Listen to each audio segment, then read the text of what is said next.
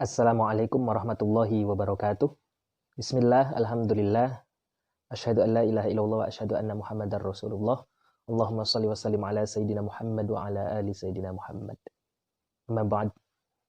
Saudara-saudaraku sekalian, saat ini mari kita sama-sama bahas sedikit tentang kehidupan yang masih kaitannya erat dengan muamalah atau interaksi kita sesama manusia, baik itu dalam pergaulan, baik itu transaksi jual beli, baik itu transaksi dalam belajar, berorganisasi dan sebagainya. Saudara-saudaraku sekalian, mengapa ini penting untuk kita bahas? Mengapa ini penting untuk kita pelajari, kemudian kita ambil yang baik-baiknya dan kita terapkan di kehidupan keseharian kita? Karena memang ini sangat satu arah, sangat linear, sangat relevan sekali dengan salah satu hadis Rasul yang sangat populer kita tahu, yakni innama bu'ithtu liutammima makarimal akhlak. Kata Rasulullah, sesungguhnya saya ini diutus ke muka bumi ini untuk menyempurnakan akhlak manusia. Bahkan saking pentingnya akhlak, itu posisinya seperti yang saya sering sampaikan, posisinya itu di atas ilmu. Orang yang berakhlak dan dia punya ilmu, maka insya Allah dia akan memiliki kemuliaan hidup. Tapi orang yang tidak berakhlak, walaupun ilmunya tinggi, maka nol nilainya. Oleh karena itu, akhlak itu nomor satu. Maka Rasulullah pun diutus untuk membenahi akhlak-akhlak manusia. Di surat Al-A'raf ayat ke-56, surat ke-7, di sana Allah berfirman, wala tufsidu fil ardi ba'da islahiha. Katanya, janganlah kau merusak ya di muka bumi ini ba'da islahiha, setelah Allah memang sudah memperbaikinya. Bagaimana Allah memperbaikinya? Salah satunya Allah mengutus seorang rasul, kemudian rasul itu membawa ajaran Allah, ajaran dari Allah, ya, syariat-syariat Islam yang kemudian dibenarkan, kemudian diperbaiki apa-apa yang salah, ya. Wala tufsidu fil ardi ba'da islahiha, jangan dirusak lagi. Nah, kan begitu. Nah, salah satu yang memang ini sangat penting, yang erat kaitannya dengan kehidupan kita secara sosial, maka salah satunya adalah tindak kekerasan. Ya, banyak sekali sekarang bermunculan di media sosial, ya, tindak kekerasan-kekerasan tidak hanya di Indonesia tapi di seluruh dunia. Bahkan ada juga orang yang membawa tindak kekerasan ini atas nama agama. Ya, ada juga yang atas nama politik. Ada juga yang memang atas nama ras. Seperti yang kita tahu belakangan ada kasus di mana posisinya di Amerika, kemudian ada oknum-oknum dari militer, dari kepolisian yang ada di sana sampai kemudian menyebabkan kematian seorang warga sana. Ya, ini pun sama. Tapi salah ya. Karena apapun tindakannya, di situ ada hal yang memang secara prosedural harus dilakukan dengan baik. SOP-nya pasti ada, tidak harus sampai meninggal. Misalnya dalam penangkapan seseorang, ya, ada batasan-batasan seperti mungkin seorang aparat keamanan, polisi dan sebagainya, ketika mereka mengejar pencuri atau mengejar maling dan sebagainya, ketika mereka sudah menyerah maka tidak boleh ditembak misalnya. Ataupun kalau ditembaknya pun tidak dalam posisi yang memang harusnya di tempat-tempat yang memang tidak rawan untuk meninggal, misalnya kakinya dan sebagainya. Nah, tindakan semacam itu di mata agama, jangankan di mata agama, di mata sosial yang ya di mata logika manusia saja itu sudah salah, karena itu merupakan sebuah tindakan kekerasan. Maka dalam Islam ada istilah amar ma'ruf bil ma'ruf, nahyul munkar bil ma'ruf. Ya, jadi mengajak atau menyuruh kepada kebaikan bil ma'ruf, dengan cara yang baik. Wa nahyul munkar bil ma'ruf, dan mencegah kemungkaran pun dengan cara yang baik. Jangan sampai kita mencegah kemungkaran tapi dengan cara yang mungkar. Mungkin salah satunya seperti yang tadi saya sampaikan. Ini mungkin ia salah warga ini, tapi kemudian oknum polisi tersebut melakukannya dengan yang sangat berlebihan, sehingga dengan mungkar kalau bahasa kita. Salah. Kemudian muncul respon. Ya, gara-gara tindak kekerasan ini muncul respon dari masyarakat sekitar. Nah, respon masyarakat sekitar pun mestinya harus nahyul mungkar bil ma'ruf, bukan bil mungkar. Tapi apa yang terjadi belakangan?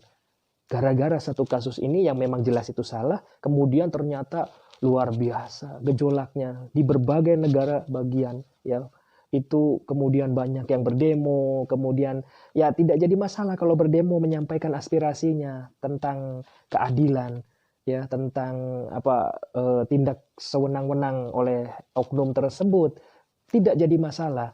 Asalkan dengan aturan-aturan yang ada. Yang jadi masalahnya apa? Yang jadi masalahnya adalah ternyata dari masyarakat yang berdemo itu juga ternyata merusak, ya, anarkis, ya.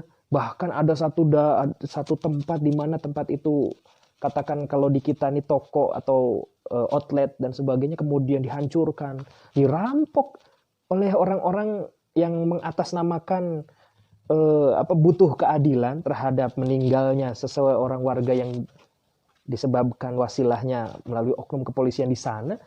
Tapi kemudian mereka yang ingin mengaspirasikan dengan cara berdemo untuk berbicara tentang keadilan, ternyata merekanya juga merusak.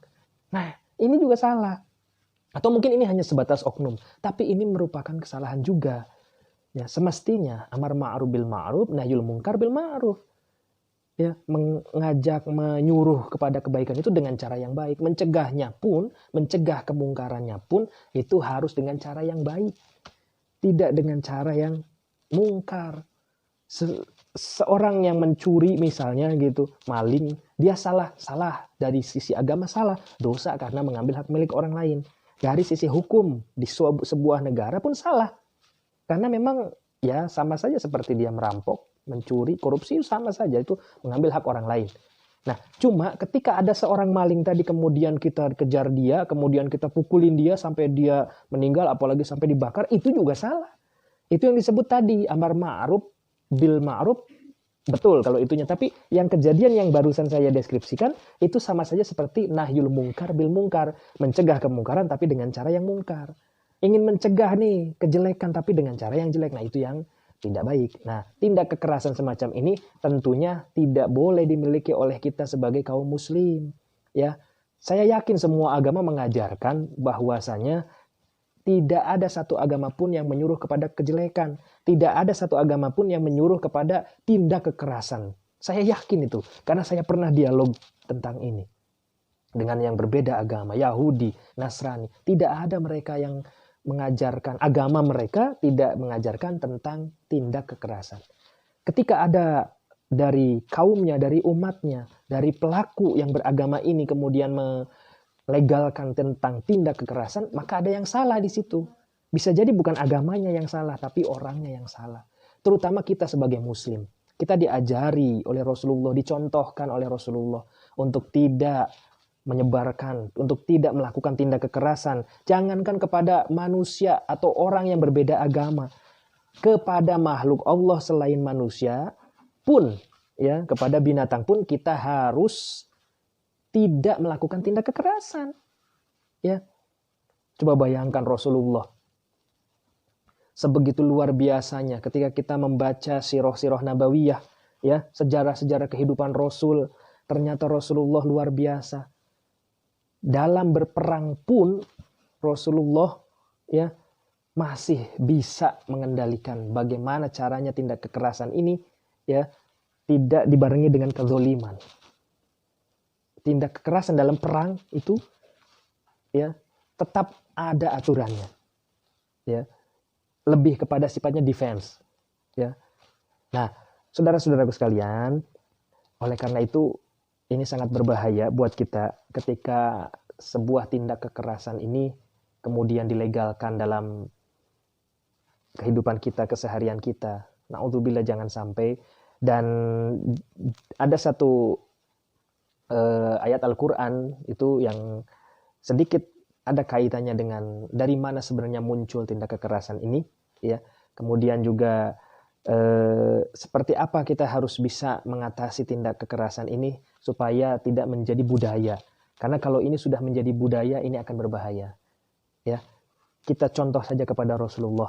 Laqad kana lakum fi Rasulillahi uswatun hasanah. Katanya apa? Kata Allah dalam Al-Quran surat Al-Ahzab ayat ke-21 dikatakan telah ada pada diri Rasulullah itu uswah hasanah, ya, suri toladan yang baik. Artinya Rasulullah tidak hanya memberi contoh, tapi Rasulullah juga tadi yang menjadi contoh. Nah, bahkan kalau seandainya Rasulullah melakukan tindak kekerasan dalam mendakwahkan Islam, ya, gampang menjudge orang lain, gampang menghakimi orang lain, maka mungkin mereka akan lari. Mungkin mereka tidak akan mau mengenal Islam. Maka ada bahasa berdakwah itu kan ada begini ya. Berdakwah itu tujuannya adalah mengajak. Berdakwah itu adalah tujuannya meluruskan yang bengkok. Menyampaikan, tabligh. Ketika mereka setelah disampaikan kemudian mereka menolak, ya itu urusan mereka dengan Allah. Ya, bagaimana kalau ada orang terdekat kita yang kemudian kita ajak mereka untuk masuk ke jalan yang benar, ke jalan yang lurus, tapi mereka tidak mau. Itu urusan Allah. Al-Qasas ayat 56. Innaka la tahdi man ahbabta walakin Allah yahdi may yasha. Katanya, sesungguhnya engkau tidak bisa wahai Muhammad untuk memberikan hidayah kepada orang yang kau cintai. Siapa? Abu Thalib pamannya. Walakin Allah yahdi may yasha, tapi sesungguhnya Allah yang memberikan hidayah. Tugas kita hanya menyampaikan, ini salah, yang benarnya begini, tapi tetap dengan cara yang baik, ya, menyampaikan dengan cara yang baik. Nah, oleh karena itu ini merupakan PR bagi kita semua, ya. Jangan sampai tindak kekerasan ini menjadi budaya, dan janganlah, ya, kalau ada orang-orang yang tapi kok ada itu orang yang mendakwahkan misalnya gitu ya, orang yang sangat keras, orang yang sangat senang dengan tindak kekerasan, ada orang yang mabuk kemudian warungnya dihancurkan misal gitu ya, ada orang yang kemudian maling kemudian pukulin saja tapi dengan membawa kalimat-kalimat thayyibah, takbir dan sebagainya misalnya.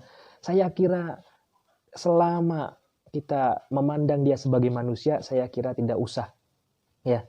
Maka kata Habib Ali Jupri itu bagus, ya, bahasanya. Apa katanya? Kata beliau, ketika ada orang yang mengatasnamakan Islam, kemudian dia seakan-akan menyetujui atau mengesahkan tentang tindak kekerasan, mengajak kepada orang lain untuk masuk Islam dengan cara kekerasan, bahkan mencaci makinya sangat mudah sekali. Kata Habib Ali Jupri, saya bersyukur karena saya mengenal Islam bukan dari dia, tapi saya mengenal Islam dari guru-guru saya yang lemah lembut hatinya, yang dengan metode dakwah kelembutannya itu akhirnya banyak orang yang ingin tahu. Nah, begitupun kita di Indonesia. Islam masuk ke Indonesia sangat berbeda dengan Islam yang masuk ke area Timur Tengah. Ya. Islam yang masuk ke area Timur Tengah mayoritas itu melalui peperangan. Banyak perang yang terjadi di sana. Ya, tapi Islam masuk ke Indonesia sangat unik. Ini yang kita miliki di Indonesia yang mungkin di luar sedikit sekali memiliki hal ini. Apa itu? Islam yang masuk ke Indonesia berbeda dengan di Timur Tengah yang melalui peperangan, tapi Islam yang masuk ke Indonesia itu melalui akulturasi budaya, perdagangan dan pernikahan. Tidak ada peperangan di situ. Tidak ada peperangan di situ. Jadi seperti yang kita tahu bersama, ada Wali Songo yang menyebarkan Islam ke Indonesia. Mereka menyebarkan dengan mengkombinasikan, mengakulturasikan antara budaya yang ada di masa itu, budaya Buddha dan Hindu, kemudian diakulturasikan dengan budaya Islam, ya, tanpa menghilangkan, ya, budaya yang sudah ada. Seperti kita lihat, kalau kita berbicara budaya, ada di Indonesia, di Kudus, Masjid Kudus itu masih bentuknya mirip dengan pura, ya. Tapi itu sudah menjadi masjid. Juga ada tinggalan-tinggalan, ya, budaya-budaya khas Indonesia yang ada sampai sekarang dipakai. Contohnya di depan masjid-masjid kita itu ada beduk. Itu budaya. Dan budaya ini kemudian dijadikan sebagai perangkat, dijadikan sebagai instrumen, ya, supaya bisa terlestarikannya nih budaya, tidak hilang, ya, yang kemudian dikombinasikan dengan agama. Selama tidak masuk atau merusak akidah, masuk atau merusak agama tersebut, tidak jadi masalah, ya. Kemudian banyak juga seperti kita lihat masjid-masjid yang ada di Indonesia saat ini. Lihat di masjid biasa di Indonesia itu ada kubah. Kalau kita tahu sejarah Kubah itu dari mana, pasti kita tidak akan gampang menyalahkan orang gitu. Ya, Kubah. Dari mana bentuk Kubah itu? Kemudian juga ada lagi menara. Dari mana menara itu? Apakah tinggalan Islam?